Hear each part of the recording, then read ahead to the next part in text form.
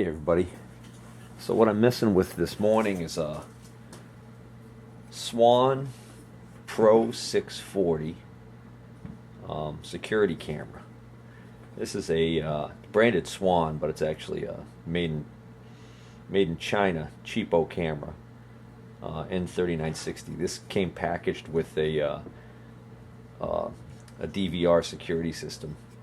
Came with 4 cameras, and this camera has somehow failed. I was able to verify that when I switched the inputs from one camera to another, that it's not a problem with the DVR, it's a problem with the camera itself. I know that the power supply to this camera is working because this power supply actually feeds 2 cameras. And I also went as far as to verify that power was actually getting to the camera. The other reason I know power was getting to the camera was because at night this camera has infrared capability, and to boost the infrared capability there's this series of LEDs around the outside right here that actually generate infrared light. So the idea is that by lighting the area in infrared, the infrared capability of the camera is enhanced, so this gives the camera better night vision. But I noticed that if you look at this camera at night when it's on, these LEDs actually glow with a soft red color. So that's how I know that the power is getting to the camera. There's basically only 2 hookups here. You've got one hookup that's DC voltage, and you've got one hookup, this is a BNC type of connector for the video output back to the DVR. So I'm not getting any video. Check the cable going back to the DVR from the camera location by switching out another camera, and all of that's normal. So it's definitely a fault in the camera. And I think these cameras, just by nature, because of the fact that they're so cheaply made, probably are prone to failure. So before I trash the camera, I just thought, for the heck of it, might as well take it apart and see if there's anything obvious that I can see wrong with the camera that might be something I could repair. It's worth a shot. So for starters, we got this little sun hood, I guess, or weather hood. These just kind of clip on kind of poorly, actually, to these little ribs here. And then as far as disassembly of the camera, there don't appear to be any screws anywhere.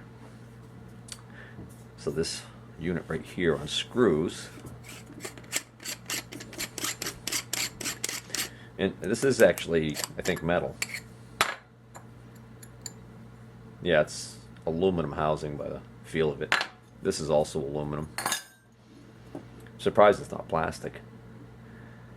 And what we've got is we've got a PC board up in the front here that contains all of the infrared LEDs, and that's mounted on 2 standoffs, and that's powered by this these 2 wires right here, the red and the black wires. So that's a power connector. So if I take these 2 screws out, I should be able to remove this entire board and unplug it and get to the camera board behind it. It's funny, one came out really easily and the other one is a little more stuck. Remove this plug. So this actually is okay. I know this is working. Not that I really care. It's interesting, there's something right here. I'm thinking that might be a sensor to tell the camera when it's day or night, which would in turn allow it to turn on or off these infrared LEDs as needed. Not a lot going on here. I see a couple of surface mount devices. I see a transistor. Looks like they had to rework something here because they've got a wire soldered on.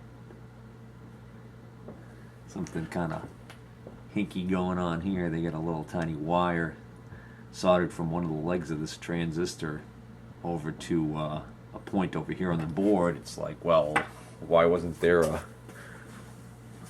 trace on the PC board to begin with? In other words, you can see there's actually a little wire soldered in there, almost as if it was an afterthought.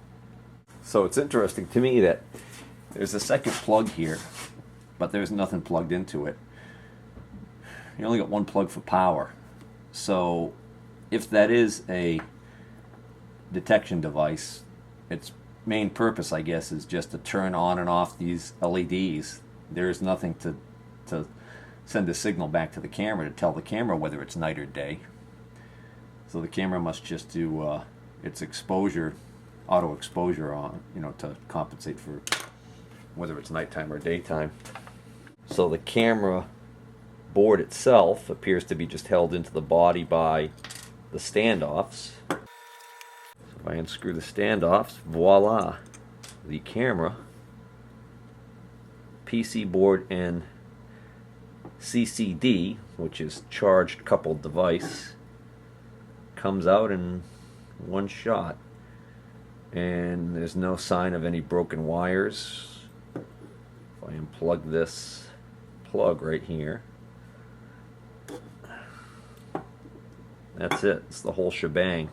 So when you get right down to it, this is the entire camera, really. It's really kind of a bit of a modern marvel from a guy whose first TV he ever worked on had vacuum tubes in it. Now, some of you might be wondering why I'm even bothering at all with this camera, because the reality is this camera is a 600 TVL camera, and the problem with the 600 TVL is that it's kind of an archaic standard. In fact, one website that sells surveillance video equipment went as far as to call it legacy technology, which is a nice way of saying outdated. So anyways, TVL stands for TV video lines. It's the lines of resolution. And they used to rate these video cameras, surveillance video cameras, using this TVL standard.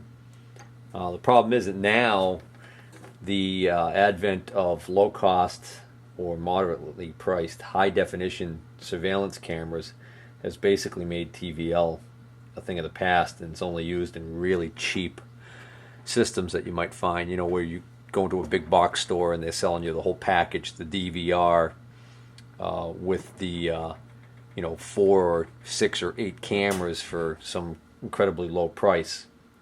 Now, chances are that's going to be TVL rated, and the cameras might even say 1,000 TVL or something like that, but the reality is you're still going to be better off with HD. So the problem is that where I have this system set up right now, I've got it's an 8-channel system, came with 4 cameras. I never bought the 4 additional cameras. I just used the 4 cameras that came with it. This is one of the 4 cameras.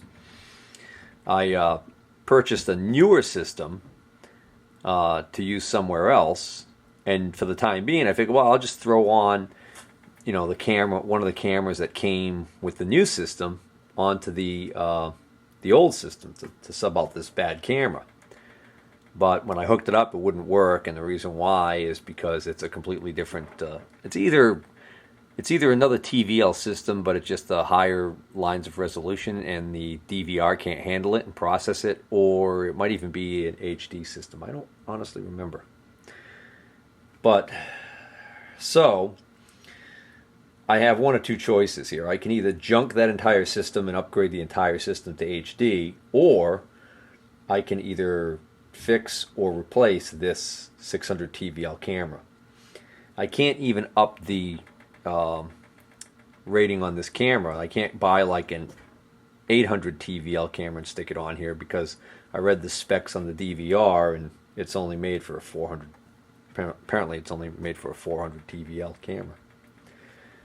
But what I did find is I found that, and this is the incredible thing about this whole thing, basically the entire camera, really, once you take the body and the housing away and the infrared aspect away,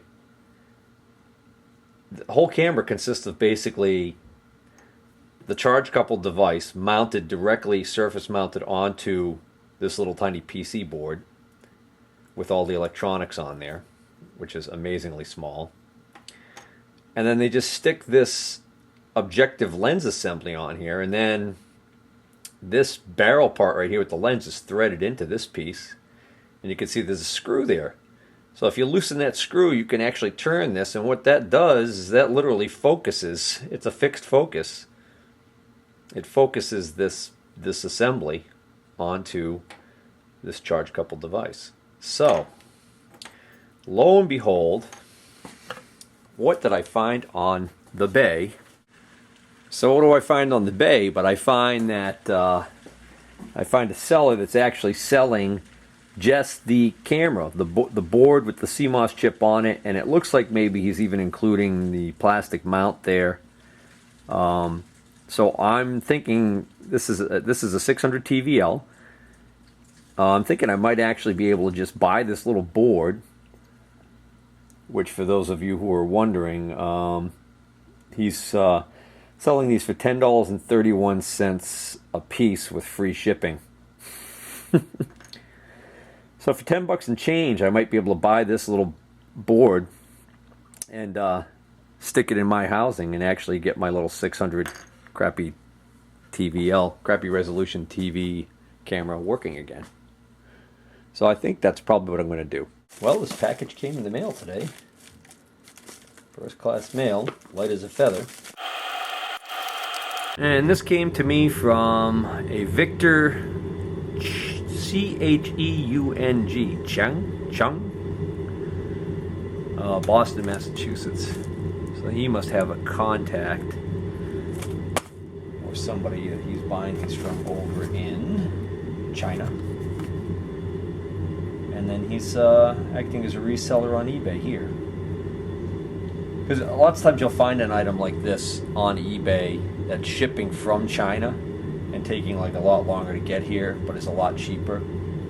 So what I've noticed that some people will do is they'll buy up multiples and then resell them, and basically saying, hey, you're buying from a North American seller, so you'll get it quicker. But since they want to make a little profit, which is fair, you pay a little bit more. All right. This comes with the cables. So right out of the box, I can see that that's identical. So that must be like a standard of the industry. And what I'm hoping is I can just unplug this cable from the board. Plug. There's nothing here to indicate that this board is susceptible to electrostatic damage. So, I was talking about electrostatic discharge, which some electronic components are sensitive to, and essentially what that is you can have actually static build up on your body or your tools, and then when you touch the circuit board, you can actually discharge the static electricity and destroy sensitive components. Well, if this was susceptible to electrostatic damage, it should have been wrapped in a special plastic bag that has a coating on it that helps minimize that possibility of static building up as it's moving around and shipping. I don't see that. So, alright. So, this board's a little bit bigger, but I'm noticing the holes, the mounting holes, appear to be in the same exact place. So that's good. And then actually, even this hood looks identical. So this little mounting hood looks the same. But I could loosen this screw, unscrew this lens, and screw it into here. but then I'm going to have to deal with the focus. I might have to do that anyways. But I think just for the heck of it, I'll just unscrew. There's the hole, so it's going to face that way. I don't think that really matters, but so I think just for the heck of it, I'm going to just take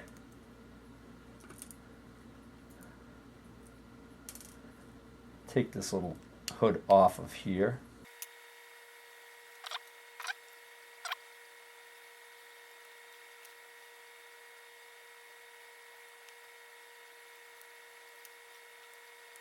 Alright, I think that takes care of that bit of action. Alright, so we have a connector on here, and this connector right here goes over to power the little IR thing.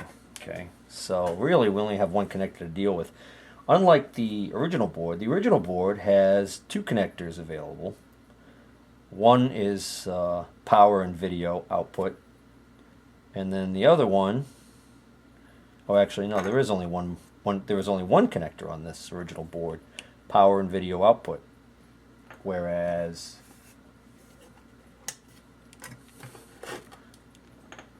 right there, whereas the replacement board actually has three connectors available. One is power and video output, one is called IR cut, and one is called LED G, well, it's labeled LED G&D. So I think what they're doing here is, I think this camera might have had, the camera that this is used in has the ability to have an LED that shows when it's on. So, you know, that's supposed to help as being like a deterrent to any criminals, that they look up and see the camera with the little LED lit and go, "Ooh, I'm being recorded." That would be my guess on that. And IR cut, I'm thinking that might maybe send a signal out to this IR board to shut this off during daylight maybe. But I think this has its own built-in circuit to do that, so I think that's why that's not needed. There is a second plug right there, see it? Don't know what that is. Not really worried about it. Alright, so I'm going to unplug this plug. And actually there's even tiny letters right there that actually mark the pin out of this plug. And they are A, V, G, and plus. A, the yellow wire, video. Oh, I see. It's four pins. There's 4 holes on the board, and only 3 are being used. That makes sense, because yellow is typically video. So A for audio, that's the first pin that's not being used. So you could put a 4-pin plug in this PC board. V, yellow wire for video, black wire for ground, and red wire for B+, or your positive voltage. That's all there is. Plug this, bring my original housing over, plug this into here like so. Plug can only go in one way, and when I plug it in, voila, it is plain to see that the damn pinning is completely different. It's backwards. I now have my red wire going to V. Ground is still ground because it's in the middle, and the video is on the plus sign. So that's not going to work. Those little stinkers.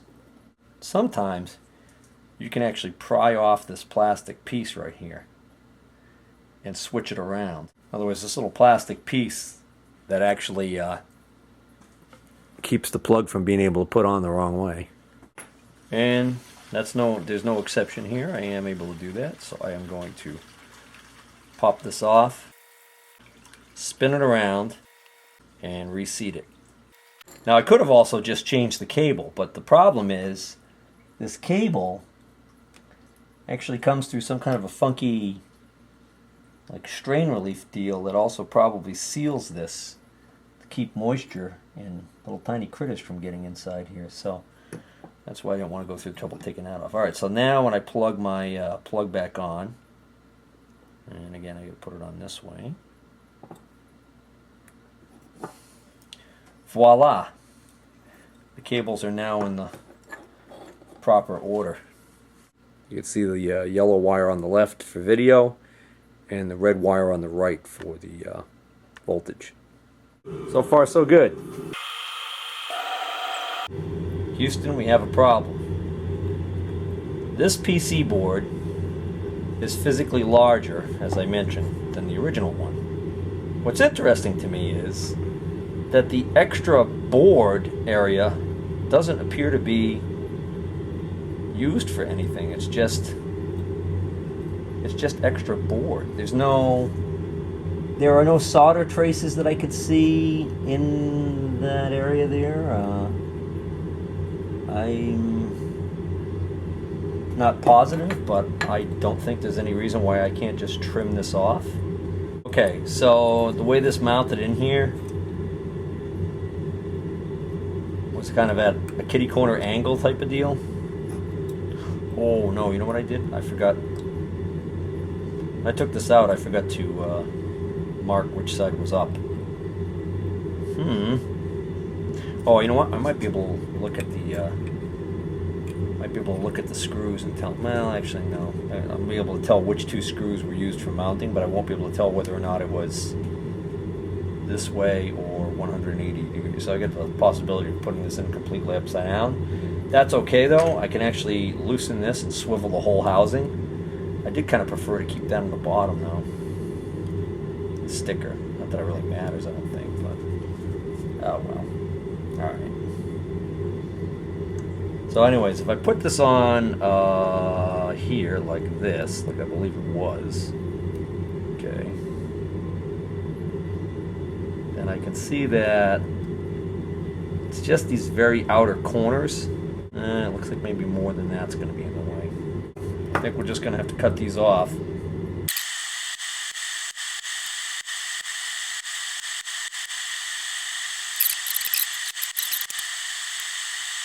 Oh, what am I doing, dummy?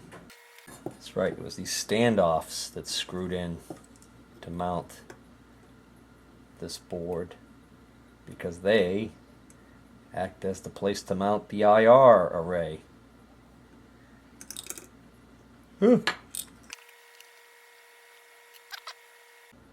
Bad fingers ain't working tonight. Oh, you're kidding me, right? Are these holes actually a little bit smaller? Oh, no, that's just dirty pool. See if I can't gently ream these out without breaking off the corner of the board. Oh, you know what I need? A pin vise.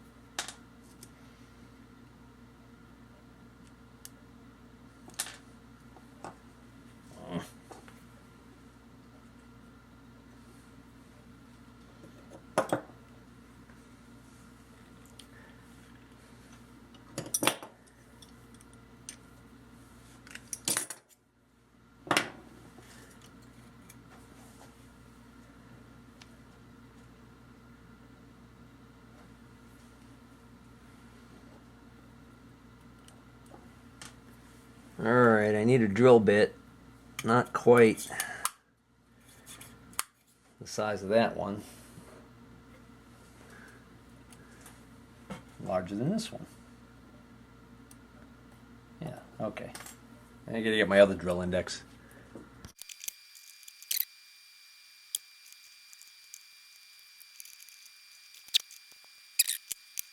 Oh, I guess I should check and make sure the polarity is correct for the IR plug too, because it is a DC device. So if we reverse the polarity, at the very minimum it won't work, or even worse, it'll damage the circuitry on this little board.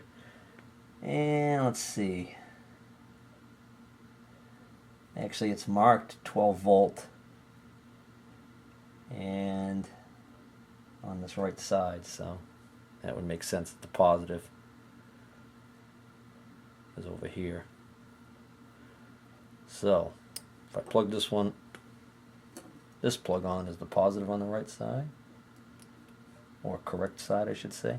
Yeah, at least that's correct. At least I don't have to deal with that. Now this goes on here.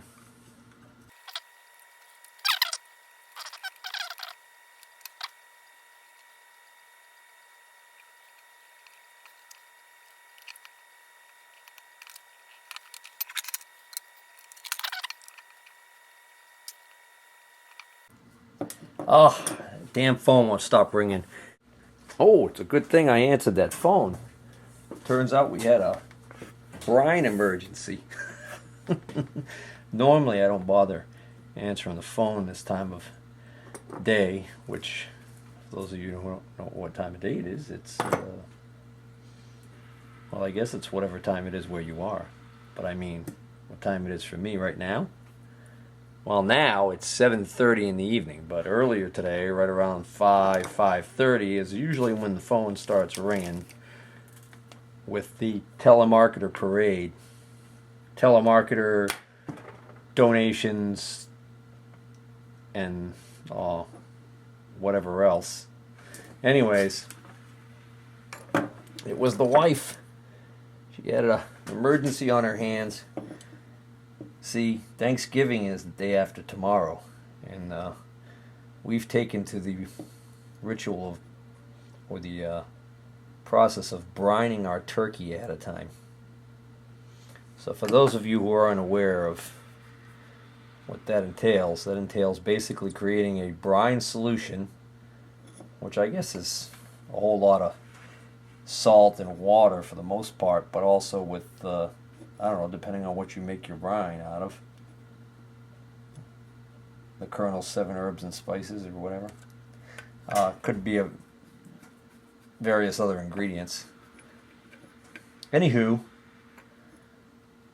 you take the turkey and you submerge the turkey in the brine solution. And you let it soak in that brine solution for couple of days before you bake it. Before you cook your turkey, I should say. Bake. Anyways. And it actually helps keep the turkey meat nice and moist, and it also imparts flavor to the turkey. Extra flavor. So anyways, long story short, we tried that a couple of years ago. We loved the results, so now we do it every year.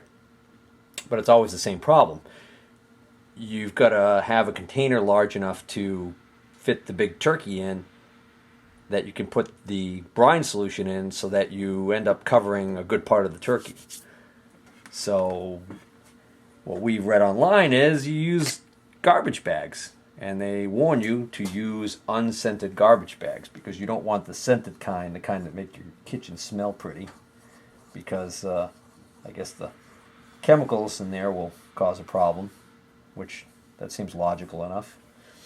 Anywho, so we get these unscented garbage bags, and we have a big pan, and then we basically put the bags in there, and, well, as you might imagine, the unscented garbage bags, if you go to the grocery store and you look for good unscented garbage bags, they're actually far and few between. Matter of fact, the majority of the garbage bags that we tend to find that are unscented tend to be really extra cheesy ones. This is dirty. It's not cleaning up. I need to clean that better. Anyways, so, lo and behold, the other problem is that you end up with this big monstrosity that you've got to keep refrigerated. You know, so you don't get all that bacteria grossing everything out. So, you got to clear out a lot of space in the refrigerator ahead of time. Well, it just so happens that, being that it's Thanksgiving the day after tomorrow, there never seems to be ample extra room in the refrigerator. You get all the various fixins or ingredients for making all the other great things that you have on Thanksgiving. So my in-laws' apartment is empty right now, and their refrigerator is sitting there basically doing nothing. So my wife said to me, hey, you know, I'm going to buy the turkey, and since we really don't have room in our freezer for it, I'm going to go put it over in their freezer. I said, hey, that's a good idea. And then this morning she said to me, hey, you know what I'm going to do? I'm going to bring all the brine stuff over to the house, make the brine solution there, and brine the turkey in their refrigerator, because there's a ton of room in there. I said, that's another excellent idea. Well, in the past, whenever we've done this brine thing, it's always been a two-person job. Because, well, quite frankly, it's kind of difficult to not rip the bag, get the solution poured. You know, one person's going to hold the bag steady while the other person pours, kind of deal. And it didn't occur to me that she would have difficulty pulling this off. Not that I have a lack of faith in her, I just happen to know from experience it never seemed to work out well. So, that emergency call was to let me know that the proverbial poop had hit the fan, and she needed my help ASAP, because there was a lot of mess. Alright, but we got it done. And then in the end, what ended up happening was I came up with the idea, since the vegetable meat and crisper drawers were empty, and one of them was deep, to just basically put the plastic bag in that to line it, and use that as the actual reservoir, so to speak, to brine the turkey in. Alright, enough of that. Let's see if we can't figure out a way to test this thing. Well, after a semi-exhaustive search, I was unable to find an adapter that I know I have somewhere, which is it's an adapter that goes from it would plug onto this BNC and turn it into a female RCA jack, which would then allow me to use a simple RCA patch cord to go to the composite video input on this TV monitor that I have. Now, even if I did have that, I don't expect to see a picture on here, a normal picture on here, because this is, the composite video input is going to be looking for standard definition, I believe, 425 lines, I believe, resolution or something like that. This is 600 lines of resolution. Not only that, but standard definition TV is interlaced, where the lines are actually alternating, and this is probably 600 progressive, not positive. But I should be able to see something, and I should be able to see a change when I point the camera at brighter and darker objects. And that's really all I want to see. But I don't even have that adapter, so I can't even do that.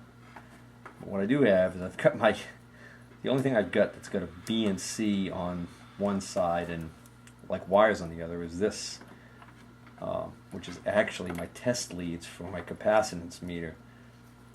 I'm not sure I think there's nothing inside here. I think this is just straight leads. I don't think there's anything in here that's going to cause a problem. I'm probably going to get a lot of noise because I'm doing this. So instead of a shielded cable all the way, I've got kind of a weird thing going here. And that insult to injury, I'm not using a very good cable here even. But let's see, just for the hell of it. Turn this on. My video card is filling up. Okay, so that actually looks good, believe it or not. I don't expect, again, I didn't expect to have a normal picture because what I'm looking at is I'm looking at a video signal from the camera that's far more lines of resolution than this can handle and is probably progressive instead of interlaced. So the TV has absolutely no idea what to do with it. But look at that. So I think this camera is fixed. Hey everybody. I was just sitting here editing the video on my little security camera repair, and I just wanted to follow up because I didn't end up shooting any video of me actually installing the camera, reinstalling the camera on the building where I was using it. And I wanted to share with you the results. I would say it's not something I would do again in the future. I wouldn't buy that same camera board, and I'll tell you why.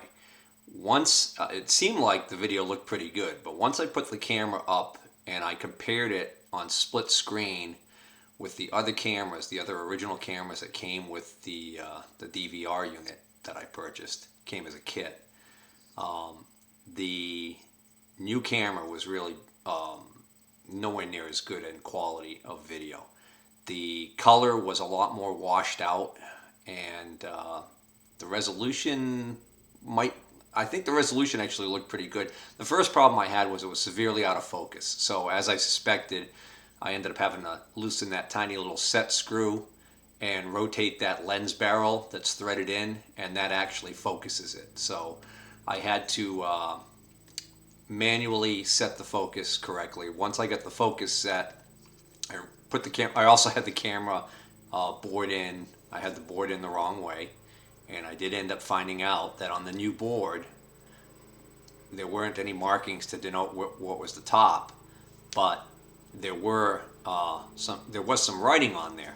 And turns out, well, logical for it to be that when the writing is facing up, that's the top. So when you can read the writing correctly, you've got the top facing up. And I didn't take that into account. And so I decided, since I had to take it apart and get in there to adjust the focus, I would just fix that while I was in there. So I fixed that, got the focus all straightened out, put it all together. Looked pretty decent at first when I didn't have anything to compare it to. Then I put it up there and realized two things. Although the focus now was corrected, the color saturation was poor, and the contrast also looked off. I was actually shooting video of an area of a driveway and the grass adjacent to the driveway, and especially across the street. The further out in the distance that grass was, the more it almost looked like there was a light covering of snow on the grass. So it was almost like, I'm not sure what overexposure or something was going on there. There weren't any adjustments that I could see on the original replacement camera board. Here's the original camera board, and I already gave the seller on eBay positive feedback all around, because as far as I'm concerned, he did fulfill his end of the bargain, which was he did send me, the thing in a timely manner. It was dirt cheap. I mean, I guess I can't expect too much for $10.31. But when I went back and looked at the listing again, just to double check, it does say it's 600 TVL, which I believe it is, 600 line resolution. But the thing that I also noticed was, and I kind of didn't even think about it when I was ordering it, was it said 1/4 inch CCD. And I think what they're referencing there is the actual size of the imaging chip, the little device here. Okay, so I don't know if that's going to come out on this little desktop camera that I'm using right now. But inside there's the little pickup device on the replacement camera board. That little area right there is a lot smaller on the replacement one. Now, the actual device seems to be underneath that plastic clear lens or whatever's on there. Okay, and I'm not sure whether or not that's the same size, but this whole lens area is a lot larger, which would make me think that it's better at letting in more light, and that would improve image quality. So I don't know whether or not it's just a problem with that it's a cheap board, or if it's not as good a device, or what's going on there. Long story short, I'm not going to buy another one of these. So I'm probably going to look around for maybe a board that might cost a little bit more money and appears to be, at least physically, looks like it has a larger device on it like this one, and maybe try that. I had 4 cameras that came with the kit originally. One of the 4 cameras failed. I just repaired that one camera that failed, and when I went back to put that camera up, I noticed that one of the other cameras is failing. So I'm going to have to do that again. Either that or just find another camera altogether. I mean, truth be told, that DVR has been in service for a few years now. It might be time to just scrap the whole thing and go to a higher end product.